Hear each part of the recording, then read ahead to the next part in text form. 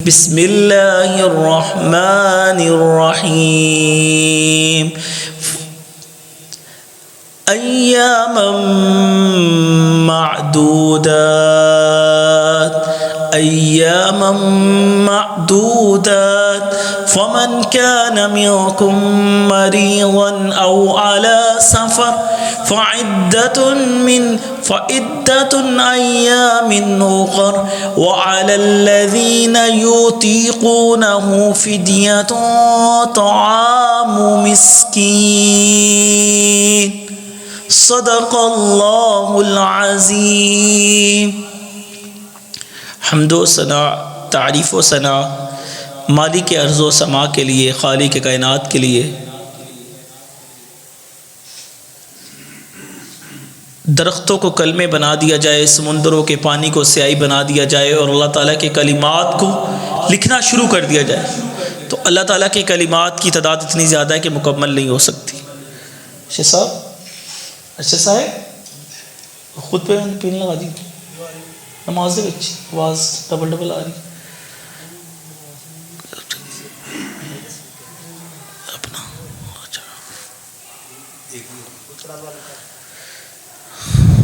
Double آتی پینا آواز کیسے سمجھ نہیں لگتی۔ اور لا تعداد درود و سلام میرے اور آپ کے پیارے آقا حضرت محمد رسول اللہ صلی اللہ علیہ وسلم کی ذات اقدس و مطہر پر۔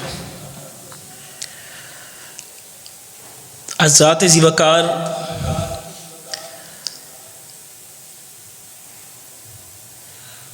رمضان کا مہینہ ہمیں چھوڑ کر جا رہا ہے۔ آپ دیکھیں کہ آج رمضان المبارک کا آخری جمعہ ہے اور 27واں روزہ آ چکا ہے۔ تو یہ اللہ تعالیٰ نے پہلے ہی قرآن مجید میں کہہ دیا کہ ایام معدودات، کہ چند گنتی کے ایام ہیں جو چھوڑ کے چلے جاتے ہیں۔ فمن کان منکم مریضا، اس میں صرف مریضوں کو، او علی سفر، مسافروں کو رعایت ہے۔ فعدۃ من ایام اخر، لیکن یہ ہے کہ وہ بعد میں اس کی گنتی کو پوری کریں گے۔ یہ حدیث میں آتا ہے کہ یعنی کہ اس کی گنتی کو جو مسافر ہے نا وہ بعد میں پورا کریں گے۔ یہ اللہ کے نبی کریم صلی اللہ علیہ وآلہ وسلم نے فرمایا۔ اور جو نہیں کر سکتے ان کے بارے میں آگے پڑھا فدیۃ طعام و مسکین، وہ کیا کرے؟ وہ اللہ کے راستے میں صدقہ یا کسی کو روزہ رکھوا دے کہ جو اس عمر میں پہنچ گیا کہ دوبارہ وہ بیماری کی اس حالت میں ہے کہ ان کے اندر اتنی طاقت نہیں ہے کہ وہ روزے نہ رکھ سکیں۔ اس کے بعد اللہ تعالیٰ کیا فرما رہے کہ اس کے بعد اللہ تعالیٰ نے فرمایا کہ وَإِذَا سَأَلَكَ عِبَادِي أَنِّي فَإِنِّي قَرِيب، کہ جب پکارنے والا مجھے پکارتا ہے ان کو کہہ دے وَإِذَا سَأَلَكَ عِبَادِي أَنِّي فَإِنِّي قَرِيب، کہ میں تمہارے بہت ہی زیادہ قریب ہوں۔ اجیب دعوت الداعی اذا دعان، کہ جب وہ مجھے پکارے تو میں اس کی دعا کو قبول کرتا ہوں۔ یہ اللہ کے نبی کریم صلی اللہ علیہ وسلم کے بارے میں فرمایا کہ جب آپ سے لوگ پوچھیں تو آپ کیا کہیں؟ آپ میرا بتائیں۔ تو میں اتنا قریب ہوں کہ سب سے زیادہ قریب میں ہوں۔ اجیب دعوت الداعی اذا دعان فلیستجیبوا لی ولیؤمنوا بی، کیا کرنا چاہیے؟ اللہ نے فرمایا ایمان مجھ پہ لانا چاہیے اور میری بات کو ماننا چاہیے۔ فلیستجیبوا لی ولیؤمنوا بی لعلہم یرشدون، تاکہ اللہ تعالیٰ ہمیں ہدایت کے راستے میں لگا دے۔ اب رمضان المبارک کے جو چند گنتی کے ایام ہمیں چھوڑ کے جا رہے ہیں، ان کے بعد اللہ تعالیٰ ہمیں کیا فرما رہے ہیں کہ اللہ تعالیٰ کہہ رہے ہیں کہ جب تم مجھے پکارتے ہو نا میں تمہاری پکار کو سنتا ہوں۔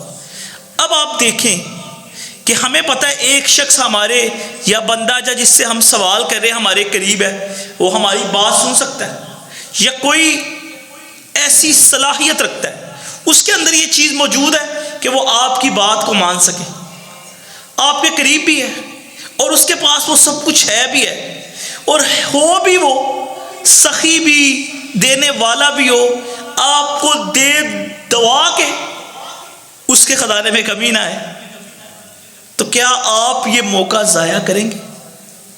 اور یہ موقع ہر وقت کھلا ہو، اور اللہ کہتا ہے رمضان کے مہینے میں میرے پاس تو ویسے ہی دروازے کھلے ہیں زمینوں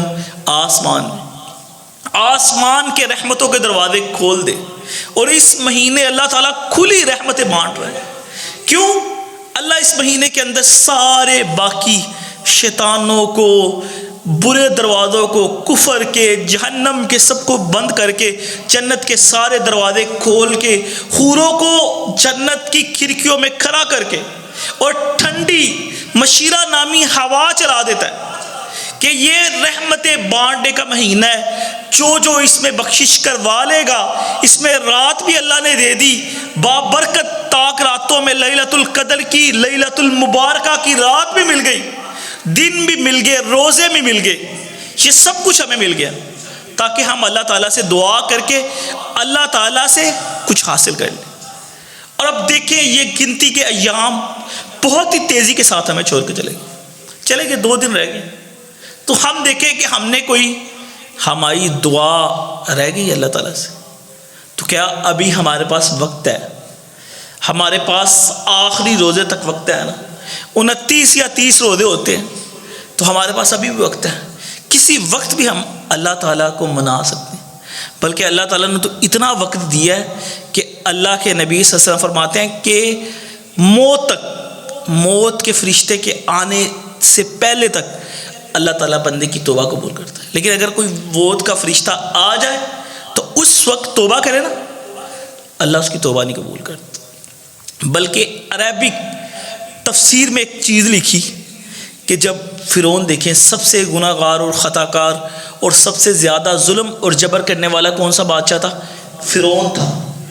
اب جب فرعون کا مرنے کا وقت آیا، جب دریائے نیل کے اندر اللہ تعالیٰ اسے ہلاک کر رہے تھے، تو اس روایت میں، عربک روایتوں میں سے ایک سیرت میں انہوں نے کیا لکھا ہے اس کی تفسیر، کہ اس کے منہ کے اندر، فرعون کے منہ کے اندر حضرت جبریل علیہ السلام نے، وہ توری ہوتی ہے نا، وہ جو ریت ہوتی ہے، وہ اس کے منہ کے اندر بڑھنی شروع کرتی کہ کہیں یہ مرتے وقت منہ سے لا الہ الا اللہ نہ کہہ دے۔ تو اگر اس نے مرتے وقت لا الہ الا اللہ کہہ دیا تو ہمارا اللہ اتنا رحیم ہے، اتنا رحمان ہے، کوئی اسے معاف ہی نہ کر دے۔ حالانکہ اس نے جو ظلم و زیادتیاں کی ہیں اس کی معافی تو بنتی نہیں، کہیں اللہ تعالیٰ اسے معاف ہی نہ کر دے۔ تو حضرات ذی وقار، جو ایسے بدبختوں کو معاف کر دے، اللہ کہتا ہے اگر یہ بھی مجھ سے توبہ کرتا میں اسے بھی معاف کر دے، تو ہم بڑے کافر تو نہیں نا؟ ہے تو ہماری زندگی فسق و فجر سے بری پری ہے، گناہ گار ہے، خطا کار ہے، دن بھی اپنے رب کی نافرمانیاں کرتے ہیں، رات کو بھی اپنے رب کی نافرمانیاں کرتے ہیں، رمضان میں بھی کرتے ہیں، غیر رمضان میں بھی کرتے ہیں۔ ہے تو ہم نافرمان بندے، ہے تو ہم فاسق اور فاجر بندے، لیکن ہمارا رب کافروں کو، بدکاروں کو، مشرکینوں کو بھی معاف کر دیتا، اور اگر وہ توبہ کرتے، اور اللہ نے معاف کیا، کافروں کو معاف کیا، مشرکوں کو معاف کیا، ظالموں کو معاف کیا، بدبختوں کو معاف کیا۔ 100 قتل کرنے والے بدبخت اور ظالم کو رب نے معاف کر دیا، اور رب نے کس کو معاف کیا؟ شرک و بدعت کرنے والے کو۔ رب نے تو ابو جہل کے بیٹے کو معاف کر دیا۔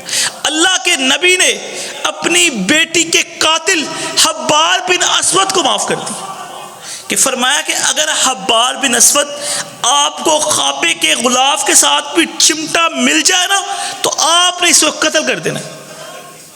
لیکن جب وہ اللہ سے توبہ کرنے کے لیے آیا اور اسلام کے اندر داخل ہونے کے لیے آیا تو اللہ نے کہا کہ حبار، میں نے تمہیں اپنی بیٹی کا زخم، جو حضرت زینب رضی اللہ تعالی عنہا، اللہ کے نبی صلی اللہ علیہ وسلم کی بیٹی کے پیٹ کے اندر، ان کے پیٹ کے اندر بچہ بھی تھا، تو اس نے نیزہ مار کے ان کو شہید کر دیا تھا، اللہ کے نبی نے اسے بھی معاف کر دی۔ اور جو معافیاں بانٹی جاتی ہیں، اللہ اور اللہ کے رسول نے معافیاں بانٹی ہیں. اور یہ جو دعا طاق رات میں لیلۃ القدر میں بتائی گئی ہے کہ اللہم انک عفو کریم عفو تحب العفو فاعف عنا، کہ اللہ تعالیٰ بہت زیادہ درگزر کرنے والا ہے اور اللہ تعالیٰ درگزر کو معاف کرتا ہے. جو معاف کرتے ہیں اور معافی مانگتے ہیں اللہ تعالیٰ سب کو معاف کرتا ہے. اور اس سے مراد کیا ہے کہ اللہ تعالیٰ خود بھی معاف کرتا ہے اور جو لوگوں کو معاف کرتے ہیں اللہ تعالیٰ اس سے خوش ہوتا ہے. فرمایا اللہ تعالیٰ درگزر کرنے والا اور درگزاری کو یعنی معافی کو پسند کرتا ہے. اور ہم اللہ سے اپنے لیے تو معافی مانگتے ہیں لیکن ہم خود کسی کو معاف کرنے کے لیے کیا تیار ہے کہ نہیں؟ کہ ہم نے سوچا ہے کہ ہم نے اپنے بھائی کو، اپنے دوست کو، ساتھ والے سامنے والے ہمسائے کو معاف کرنا. ہم کہتے ہیں میں کو پورا بدلہ لواں گا، میں نہیں اینو چھڑنا، میں نو معاف نہیں کرنا، میں ایدو کو بدلہ لے کے چھڑنا ہے، اینے میں نے انج کیتا ہے. کی ساڈی اوقات ہے اگر اللہ کے میں اس بندے کو بدلہ لینا ہی لینا ہے، اے میرا نافرمان ہے، زمین میری، زمین کی دیے اللہ کی زمین، یہ زمین اللہ کا، آسمان اللہ کا، ہم اللہ کے بنایا اللہ نے، اور ہم اسی کی زمین میں اسی کی نافرمانی کریں، اس کے ساتھ شرک و بدعت کریں اور وہ ہمیں چھوڑ دے کہ میں نہیں چھوڑنا. وہ پھر کہتا ہے میں معاف کرنے کے لیے تیار اور معافی کو پسند کرتا، اور تو اللہ کے بندوں کو معاف کرنے کے لیے تیار ہی نہیں. پھر کیا ہم نے اس مہینے سے سیکھا بتایا؟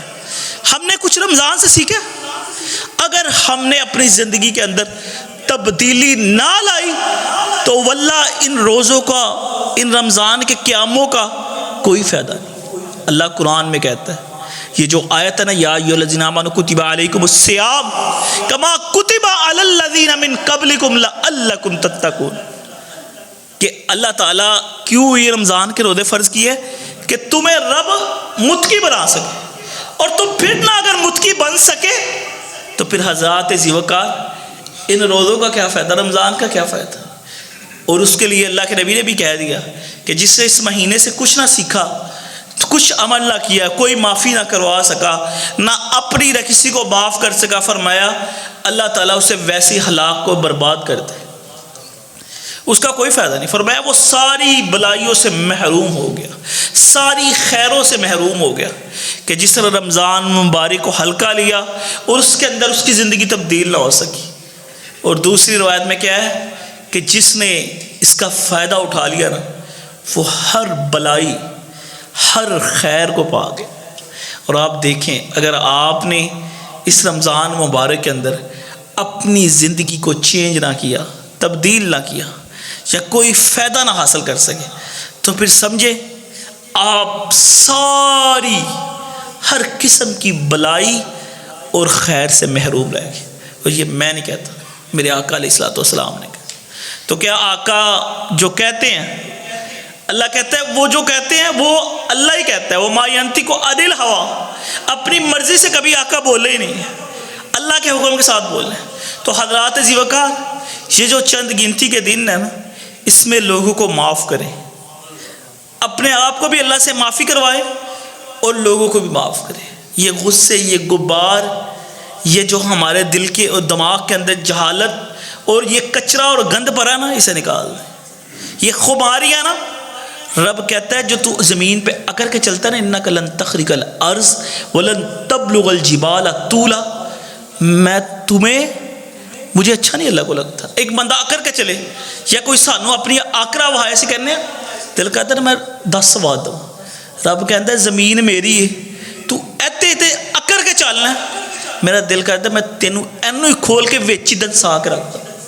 اللہ کی قسم، یہ جو اکڑ کے متکبرانہ انداز سے، غرور و تکبر کے ساتھ آپ چلتے ہیں نا روڈ پہ، یا آپ کے دل کے اندر کوئی چیز پیدا آتی ہے، کئی ایسے لوگ ہیں پہلی قوموں میں کہ جس کو اللہ کو اتنا غصہ چڑھا کہ اللہ نے زمین کو پھاڑا اور اسے اندر دنسا دیا اور پھر زمین کو بند کر دیا.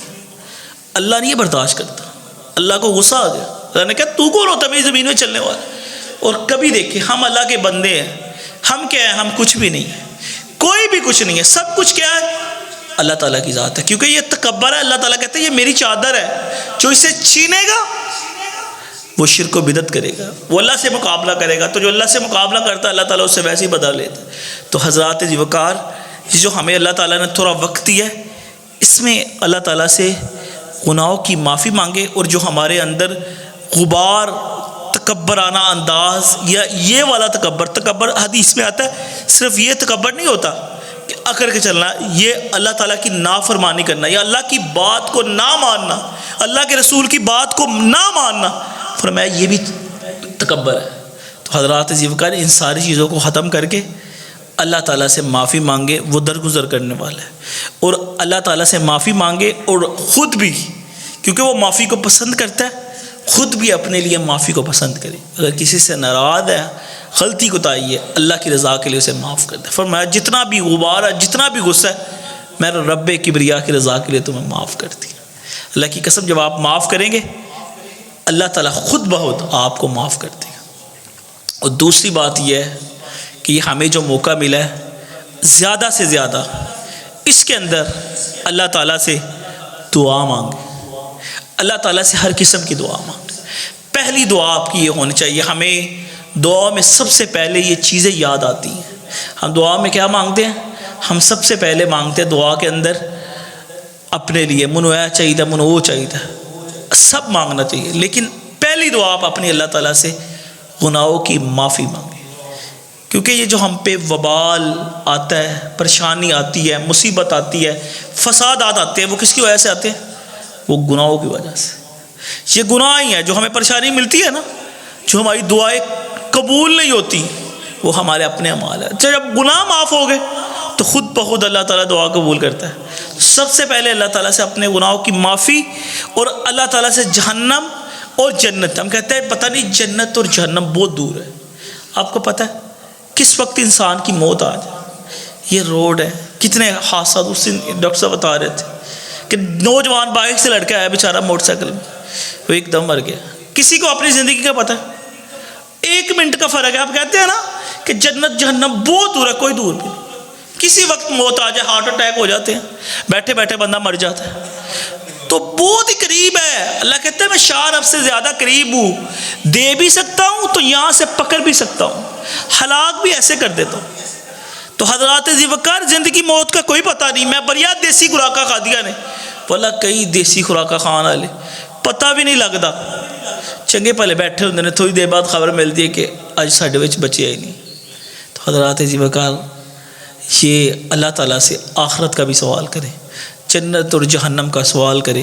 فرمایا جو 3 مرتبہ اللہ تعالیٰ سے جہنم سے معافی، آزادی طلب کرتا ہے روز، اور 3 دفعہ اللہ سے جنت سوال کرتا ہے نا، تو نہ اللہ تعالیٰ اسے آگ میں ڈالتا ہے، آگ خود کہے گی اللہ تعالیٰ اس بندے کو مجھ سے دور کر دے، اور جنت خود اس بندے کو جنت کے اندر ڈالے گی جو اللہ تعالیٰ سے 3 دفعہ روزانہ اللہ تعالیٰ سے جنت کا سوال کرتا ہے۔ اور اللہ تعالیٰ سے سب سے پہلے یہ دعا مانگ کے بیماروں کے لیے، اپنے بیماروں کے لیے، اپنے جو ہمیں جو چاہیے، جس چیز کی ضرورت ہے، اپنے اللہ کے سامنے رکھیں، لوگوں سے مانگنا چھوڑ دیں، صرف اللہ تعالیٰ پہ ٹرسٹ کریں، اللہ تعالیٰ آپ کو سب کچھ دے گا۔ اور یہ موقع ملا ہے، اللہ تعالیٰ سے رج رج کے دعاری کریں، افطاری کے وقت، سحری کے وقت۔ فرمایا اللہ تعالیٰ ہر روز افطاری کے وقت ایک دعا جو ہے نا، ساری دعائیں قبول کرتا ہے، حدیث میں آتا ہے، لیکن اللہ تعالیٰ نے ساتھ ہی کہہ دیا ایک ایسی دعا ہے، ایک ایسا کوٹا ہے، ایک مست قبول ہونی ہے۔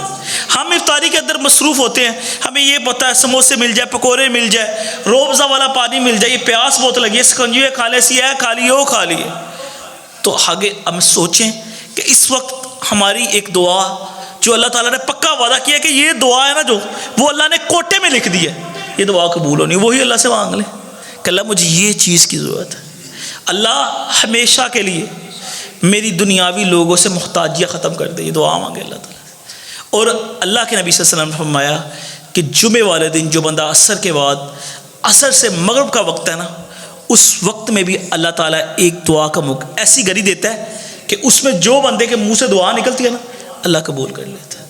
اور رمضان میں تو یہ ہر روز ہوتی ہے، تو ہر روز صبح اور شام 3 مرتبہ آوازیں لگتی ہیں کہ اللہ تعالیٰ سے دعا کریں۔ تو حضرات ذی وقار جو ہمیں چند دن کی گنتی کے دن ملے ہیں، اس میں اللہ تعالیٰ سے زیادہ دعا کریں، اور توبہ استغفار کریں، اور کمیاں کوتاہی اپنے سامنے رکھ لیں۔ جنہوں نے قرآن مجید کی تلاوت کرنی تھی انہوں نے پہلے روزے سے کر لی. اب آپ قرآن بھی پڑھیں لیکن اس کے ساتھ ساتھ زیادہ سے زیادہ اللہ تعالیٰ سے اپنی معافی مانگیں کہ اللہ تعالیٰ ہمیں معاف فرما دے.